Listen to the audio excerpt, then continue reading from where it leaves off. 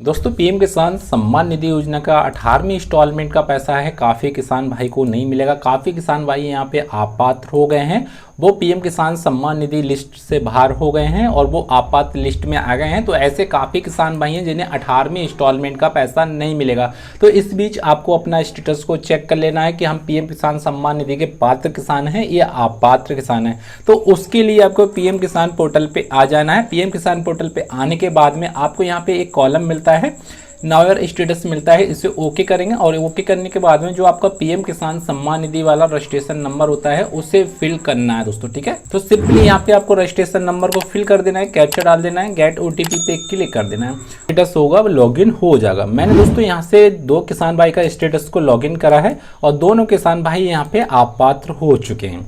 सबसे पहले दोस्तों आपको यहाँ पे देखने को मिलता है एलिजिबिलिटी मिलता है, रीजन ऑफ इनएलिजिबिलिटी मिलता है, लेटेस्ट इंस्टॉलमेंट मिलता है। अब दोस्तों आपको अभी तक ये नहीं पता चल रहा है कि यह किसान भाई अपात्र क्यों गए।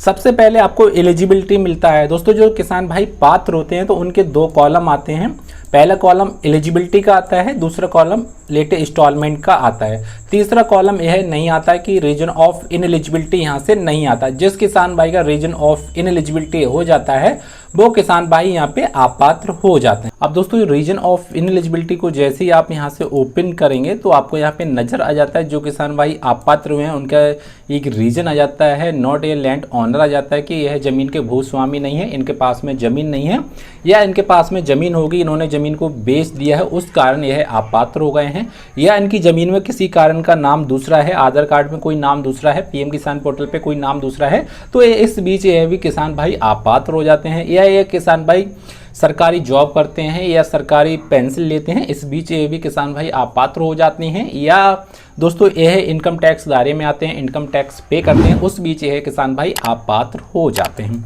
तो दोस्तों यदि आपका अपात्र हो गया है, आपका फॉर्म रीजन ऑफ इनएलिजिबिलिटी आ गया है, तो ये आपको यहाँ पे 18वीं इंस्टॉलमेंट का पैसा नहीं मिलेगा। आपको 18वीं इंस्टॉलमेंट का वेट नहीं करना चाहिए।